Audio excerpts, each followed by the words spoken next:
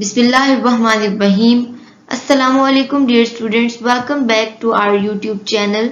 This is Sabeen Razak and today we are gonna discuss dark reactions.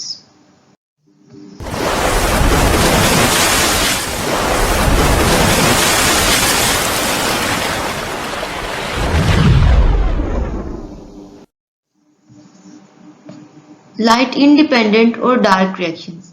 Dear students, हम इन reactions को, इस light independent और dark reactions को Calvin cycle भी कहते हैं। और इन लाइट इंडिपेंडेंट रिएक्शंस को केल्विन साइकिल कहने की वजह यह है कि details of this pathway was discovered by Melvin Calvin and his colleagues in University of California and awarded Nobel prize in 1961। यानी कि इस पाथवे को डिस्कवर करने वाले साइंटिस्ट का नाम मेल्विन केल्विन था। फिर उसी के नाम पर हमने इन लाइट इंडिपेंडेंट रिएक्शंस या डार्क रिएक्शंस को केल्विन साइकिल कहना शुरू कर दिया। और इस साइंटिस्ट को 1961 में for his work Nobel prize भी अवार्ड किया गया। डियर स्टूडेंट्स, मजीद हम इस साइकिल को C3 पाथवे भी बोलते हैं। C3 पाथवे कहने की वजह, first stable product of this pathway is a 3C यानी कि 3 कार्बन कंपाउंड। यानी कि हम इस लाइट इंडिपेंडेंट रिएक्शंस को, डार्क रिएक्शंस को C3 पाथवे इसलिए बोलते हैं क्योंकि इस पाथवे का, इस रिएक्शन का जो पहला स्टेबल प्रोडक्ट बनता है उसके अंदर 3 कार्बन्स मौजूद होते हैं। Therefore we call it C3 pathway. Next हम इसको लाइट इंडिपेंडेंट रिएक्शंस क्यों कहते हैं? Because it does not depend upon the light directly, but depends upon the products of light reactions ATP and NADPH। क्योंकि ये जो लाइट इंडिपेंडेंट रिएक्शंस है ये डायरेक्टली लाइट पे डिपेंड नहीं करते, बल्कि इनकी डिपेंडेंस है ATP एंड NADPH की अवेलेबिलिटी पे।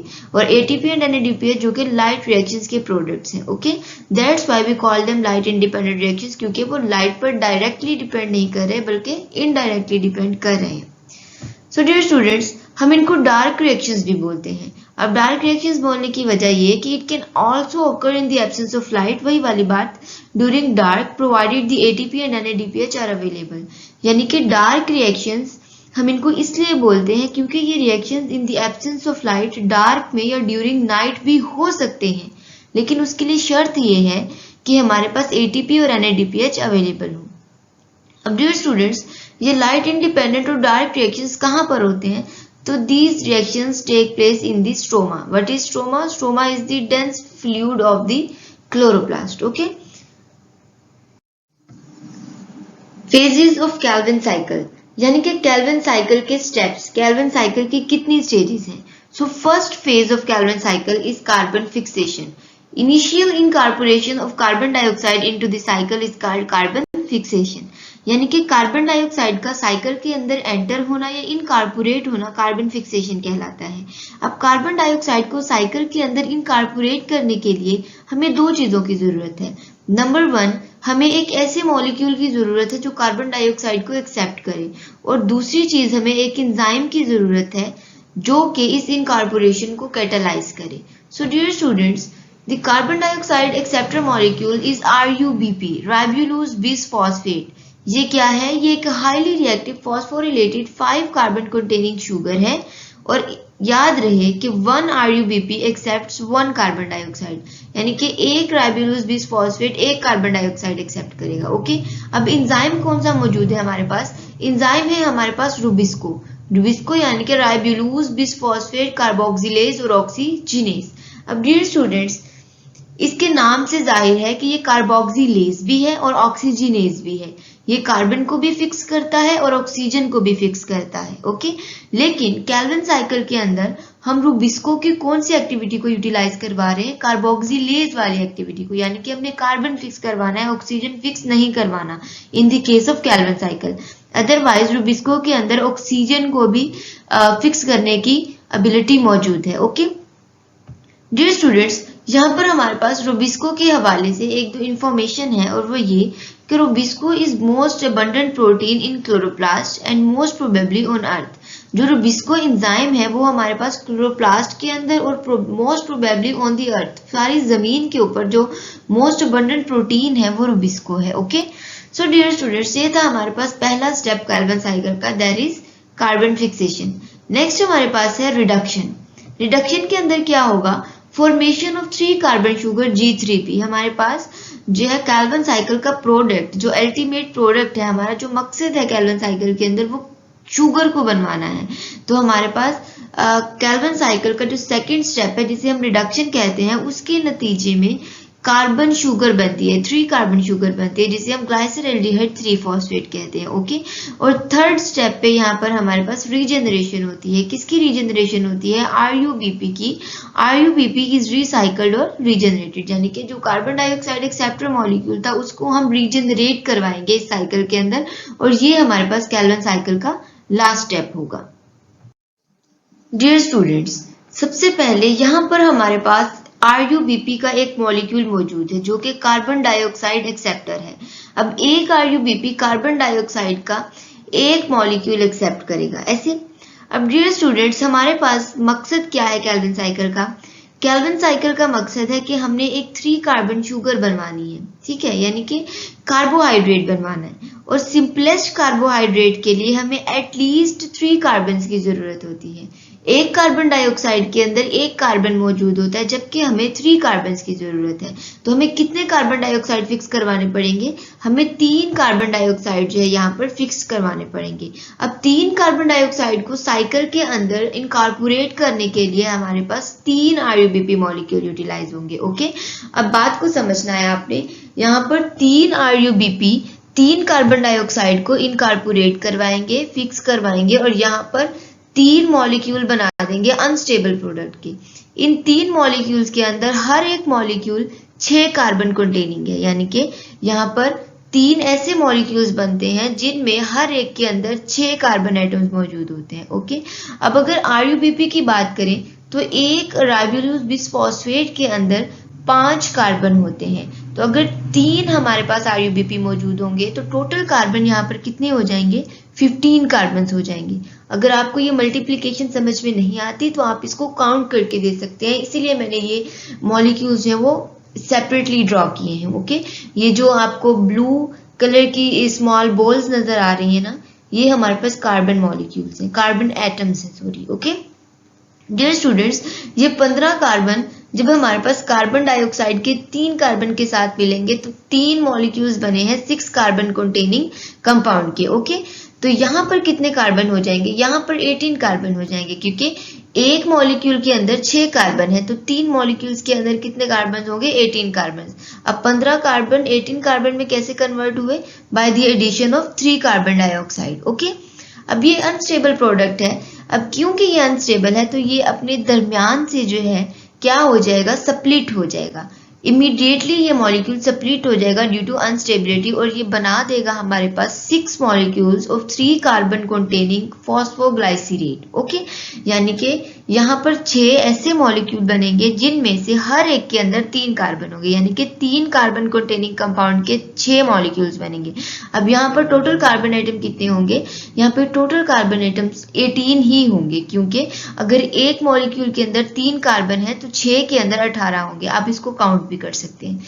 अब डियर स्टूडेंट, कैल्विन साइकिल के इस स्टेप को हम कहते हैं कार्बन फिक्सेशन। यहाँ पर हमारे पास फर्स्ट स्टेप कंप्लीट हो गया। ओके, यानी कि राइबोलोज बिसफॉस्फेट कार्बन डाइऑक्साइड को फिक्स करके 3 फॉस्फोग्लाइसरेट बना चुका है, इसको हम कहते हैं कार्बन फिक्सेशन। और अब आप देख सकते हैं कि जो पहला स्टेबल प्रोडक्ट कैल्विन साइकिल में बना है वो 3 फॉस्फोग्लाइसरेट है, जिसके अंदर 3 कार्बन मौजूद है, यानी कि एक 3 फॉस्फोग्लिसरेट के अंदर 3 कार्बन एटम्स मौजूद हैं, इसीलिए हमने इसको C3 पाथवे भी बोला। ओके, अब क्या होता है नेक्स्ट? हमारे पास यहाँ पर 6 ATP के मॉलिक्यूल्स आते हैं, और 6 ATP के मॉलिक्यूल्स स्प्लिट हो जाते हैं 6 ADP मॉलिक्यूल्स में, और 6 इनऑर्गेनिक फॉस्फेट्स को इनकॉर्पोरेट कर देते हैं 3 फॉस्फोग्लाइसरेट के 6 मॉलिक्यूल्स के अंदर, और बना देते हैं 1,3 बिसफॉस्फोग्लाइसरेट के 6 मॉलिक्यूल्स। यानी कि कुछ भी नहीं हुआ, ये जो 3 फॉस्फोग्लाइसरेट थे इनके अंदर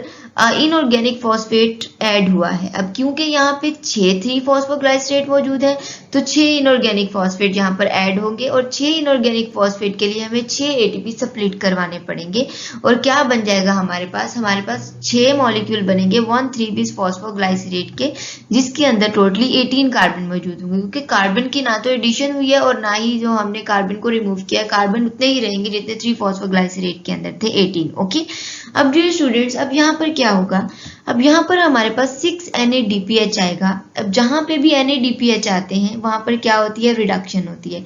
अब ये NADPH हमारे पास NADP में कन्वर्ट होगा।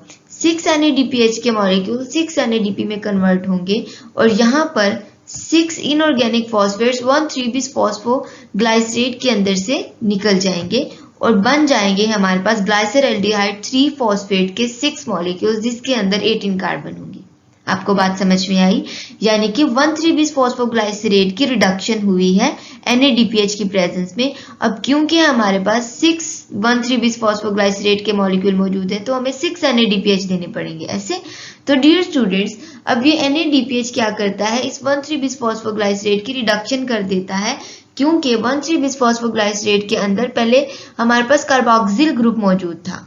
अब हमारे पास ये ग्रुप रिडक्शन के बाद एल्डिहाइड ग्रुप में कन्वर्ट हो जाएगा और हमारे पास 1,3-बिस-फॉस्फोग्लाइसरेट इस कन्वर्जन के साथ बना देगा ग्लाइसरल्डिहाइड 3-फॉस्फेट के 6 मॉलिक्यूल्स, जिसके अंदर 18 कार्बन मौजूद होंगे।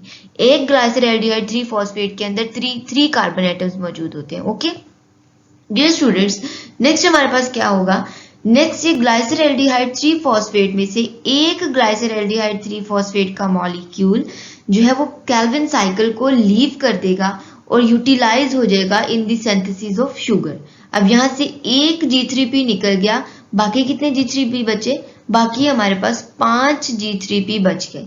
अब 6 के अंदर 18 कार्बन थे तो 5 G3P के अंदर कितने कार्बन एटम्स होंगे, टोटल 15 कार्बन एटम्स होंगे। आप गिन सकते हैं क्योंकि एक मॉलिक्यूल के अंदर 3 कार्बन एटम्स हैं तो 5 मॉलिक्यूल्स के अंदर 15 कार्बन एटम्स होंगे। Okay, simple. डियर स्टूडेंट्स, हम इस स्टेप को केल्विन साइकिल के सेकंड स्टेप को रिडक्शन कहते हैं, क्योंकि यहाँ पर कुछ भी नहीं हुआ, यहाँ पर 1,3-बिस-फॉस्फोग्लाइसरेट की रिडक्शन हुई है in the presence of NADPH। Okay, so dear students, next हमारे पास रीजनरेशन का स्टेप है, जिसमें क्या होता है कि ये जो 5 मॉलिक्यूल्स हैं 3 कार्बन कंटेनिंग ग्लाइसरल्डिहाइड 3-फॉस्फेट के, जिनके अंदर टोटली 15 कार्बन है, ये 5 3 कार्बन मॉलिक्यूल कन्वर्ट हो जाएंगे किसके अंदर, 3 molecules of 5 carbon containing RUBP के अंदर। बात समझ में आई। और ये रीजनरेशन जो है इन अ नंबर ऑफ स्टेप्स होगी और इन स्टेप्स के दौरान हमारे पास 3 ATP के मॉलिक्यूल आएंगे और वो स्प्लिट होके 3 इनऑर्गेनिक फॉस्फेट इनके अंदर क्या करेंगे, इनकॉर्पोरेट करेंगे और इन 5 मॉलिक्यूल्स को 3 मॉलिक्यूल्स में कन्वर्ट कर देंगे, यानी कि 5 मॉलिक्यूल्स ऑफ 3 कार्बन ग्लाइसरल्डिहाइड 3-फॉस्फेट are converted into the, are regenerated into the, are rearranged into the 3 molecules of 5 carbon containing RUBP, जो कि क्या है, कार्बन डाइऑक्साइड एक्सेप्टर है। और ये जब रीजनरेट हो जाएगा तो हमारे पास ये RUBP दोबारा से कार्बन डाइऑक्साइड को इनकॉर्पोरेट करके केल्विन साइकिल को दोबारा से स्टार्ट कर सकता है। ओके, इस स्टेप को हम बोलते हैं रीजनरेशन। ये है हमारे पास केल्विन साइकिल। होप सो आप लोगों को समझ आई होगी, मैंने बहुत डिटेल से आप लोगों को समझाया है। ओके डियर स्टूडेंट्स, यहाँ पर हम कुछ की पॉइंट्स देख लेते हैं related to the Calvin cycle, यानी कि ये की पॉइंट्स हमारे पास MCQ के पॉइंट ऑफ व्यू से भी काफी इंपॉर्टेंट है एंड कॉन्सेप्चुअल भी है। 1 Kelvin cycle completes in 3 turns as 3 carbon dioxide molecules are fixed during 1 cycle, यानी कि वो कहता है एक केल्विन साइकिल के लिए हमें 3 चक्कर लगाने पड़ते हैं। कैसे? क्योंकि एक केल्विन साइकिल में 3 कार्बन डाइऑक्साइड इनकॉर्पोरेट करने हैं। अब इन 3 कार्बन डाइऑक्साइड को फिक्स करने के लिए एक ही दफा में ये कार्बन डाइऑक्साइड तीनों फिक्स नहीं हो जाएंगे, बल्कि 3 कार्बन डाइऑक्साइड एक एक करके फिक्स होंगे, 3 चक्कर लगाने पड़ेंगे, फिर जाकर एक केल्विन साइकिल कंप्लीट होगा। नेक्स्ट है हमारे पास, for synthesis of 1 glucose molecule 6 carbons are needed to be fixed so as 1 Calvin cycle fixes 3 carbon dioxide in 3 turns. Therefore 2 Kelvin cycle will be involved in fixing 6 carbon dioxide in 6 turns. Okay, यानी कि हमने अगर glucose synthesise करवाना है Calvin cycle से, जो Calvin cycle हमने देखा उसमें हमने G3P सिंथेसाइज करवाया, ग्लाइसरॉल्डिहाइड 3 फॉस्फेट सिंथेसाइज कराया जिसके अंदर 3 कार्बन रिक्वायर्ड थे। अब हमने 6 कार्बन वाला ग्लूकोज बनाना है तो उसके लिए हमें 6 कार्बन डाइऑक्साइड इनकार्पोरेट कराने पड़ेंगे, ठीक है। अब 3 कार्बन डाइऑक्साइड इनकार्पोरेट कराने के लिए कितने चक्कर लगाने पड़े थे? 3। और कितने साइकिल कंप्लीट हुए थे? 1। अब इसी तरह से अगर 6 कार्बन डाइऑक्साइड इनकार्पोरेट कराने हैं तो 6 चक्कर लगाने पड़ेंगे और 2 केल्विन साइकिल इन्वॉल्व होंगे, ओके। यानी कि सिंपली 1 ग्लूकोज के लिए 6 कार्बन डाइऑक्साइड चाहिए, 2 साइकिल्स इन्वॉल्व होंगे और 6 टर्न्स होंगे, ओके। डियर स्टूडेंट्स, अब इसके लिए हमें ग्लाइसरॉल्डिहाइड 3 फॉस्फेट की सिंथेसिस के लिए या ग्लूकोज की सिंथेसिस के लिए कितनी NADPH और ATP चाहिए, उस चीज को याद करने के लिए एक मैजिकल ट्रिक है हमारे पास, और वो ये कि आप लिखेंगे कार्बन डाइऑक्साइड, NADPH और ATP। अगर एक कार्बन डाइऑक्साइड है तो 2 NADPH होंगे, और अगर एक कार्बन डाइऑक्साइड है तो 3 ATP होंगे। यानी कि आपने सिंपली क्या करना है, ये टेबल अपनी कॉपी पे बनाना है, उसमें आपने लिखना है 1, 2 और 3, यानी कि 1 कार्बन डाइऑक्साइड के लिए 2 NADPH और 3 ATP इन्वॉल्व होंगे। और अगर हमने अब 3 कार्बन डाइऑक्साइड फिक्स कराने हैं तो कितने NADPH होंगे? 6। और कितने ATP होंगे? 9। यानी कि एक के लिए 2 तो 3 के लिए 6, यानी कि 3 कार्बन डाइऑक्साइड के लिए 6 NADPH। 3 को 2 से मल्टीप्लाई कराएंगे 6 आ जाएगा, ओके। अब कितने ATP चाहिए होंगे 3 कार्बन डाइऑक्साइड के लिए? आप 3 को 3 से मल्टीप्लाई करेंगे तो 9 आ जाएगा, यानी कि 3 के लिए 9 ATP चाहिए होंगे, सिंपल। सिमिलरली अगर 6 कार्बन डाइऑक्साइड फिक्स कराने हैं तो 6 को 2 से मल्टीप्लाई करेंगे तो 12 आ जाएगा, यानी कि 6 कार्बन डाइऑक्साइड के लिए 12 NADPH चाहिए। और इस तरह से 6 कार्बन डाइऑक्साइड के लिए कितनी ATP चाहिए? 6 को 3 से मल्टीप्लाई करेंगे और 18 आ जाएगा, यानी कि 18 ATP चाहिए हमें। होप सो आप लोग को समझ आई होगी। ये ट्रिक आप ज़हन नशी कर लीजिए, आपको कभी भी NADPH, ATP, कार्बन डाइऑक्साइड की क्वांटिटी में जो है वो कंफ्यूजन नहीं होगी इंशाल्लाह। तो डियर स्टूडेंट्स, यहाँ पर जो हमारे पास ये 3, 6 और 9 है, यानी कि 3 कार्बन डाइऑक्साइड फिक्स करने हैं, तो ये किस चीज के लिए है? ये हमारे पास है एक G3P की क्वांटिटेटिव पैरामीटर्स, यानी कि जब हम एक केल्विन साइकिल कंप्लीट करते हैं 3 टर्न्स के अंदर तो हमारे पास 3 कार्बन डाइऑक्साइड होते हैं, 6 NADPH होते हैं, 9 ATP होते हैं, ओके। सिमिलरली ये जो है हमारे पास एक ग्लूकोज मॉलिक्यूल सिंथेसाइज करवाने के लिए, यानी कि 2 साइकिल्स के अंदर 6 टर्न्स इन्वॉल्व होंगे और 6 कार्बन डाइऑक्साइड जाएंगे, 12 NADPH यूटिलाइज होंगे और 18 ATP इन्वॉल्व होंगे इस प्रोसेस के अंदर। इसका स्क्रीनशॉट ले लीजिए और इसको मेमोराइज कर लीजिए, इंशाल्लाह आपको ये चीज नहीं भूलेगी। डियर स्टूडेंट्स, नेक्स्ट फाइनली हमारे पास है ओवरऑल रिएक्शन केल्विन साइकिल का। केल्विन साइकिल का ओवरऑल रिएक्शन क्या है? 3 कार्बन डाइऑक्साइड मिलते हैं, एक केल्विन साइकिल की बात कर रही हूँ, 6 NADPH इन्वॉल्व होते हैं, 9 ATP होते हैं और साथ में ग्लाइसरॉल्डिहाइड 3 फॉस्फेट बन जाता है, 6 NADP, 9 ADP, 9 इनऑर्गेनिक फॉस्फेट और 3 मॉलिक्यूल वाटर के बनते हैं। अब डियर स्टूडेंट, यहाँ पर जो कंफ्यूजन है वो ये कि क्या हमारे पास केल्विन साइकिल के अंदर इनऑर्गेनिक फॉस्फेट प्रोड्यूस हो रहे हैं? नहीं, ये इनऑर्गेनिक फॉस्फेट केल्विन साइकिल के अंदर प्रोड्यूस नहीं हो रहे, बल्कि हम तो इनऑर्गेनिक फॉस्फेट को यूटिलाइज करते हैं। जब हम 9 ATP को स्प्लिट कराते हैं तो इसका मतलब है कि हम इनऑर्गेनिक फॉस्फेट को क्या करें? यूटिलाइज करेंगे, प्रोड्यूस नहीं होते यहाँ पे, ओके। अब एक कंफ्यूजन बच्चों को ये होती है कि ये वाटर मॉलिक्यूल कैसे बनते हैं। तो डियर स्टूडेंट्स, जो हमने रिडक्शन का स्टेप पढ़ा था उसके अंदर जब कार्बन डाइऑक्साइड साइकिल के अंदर आती है तो कार्बन डाइऑक्साइड का ऑक्सीजन मॉलिक्यूल क्या होता है? रिड्यूस होता है बाय NADPH और क्या बनाता है? वाटर की मॉलिक्यूल बनाता है। क्योंकि हमारे पास 3 कार्बन डाइऑक्साइड है तो इसलिए 3 वाटर के मॉलिक्यूल बने। इसी तरह हमारे पास जब ग्लूकोज के लिए आएगा तो ये रिएक्शन के सारे पैरामीटर्स डबल हो जाएंगे, ओके। सो ये था हमारा आज का लेक्चर। होप सो आप लोगों को समझ आई होगी। अपना और अपने पेरेंट्स का ख्याल रखिए, पढ़ते रहिए, मेहनत करते रहिए। मिलेंगे हम लोग नेक्स्ट लेक्चर में। अल्लाह हम सबका हामी और नासिर हो, आमीन।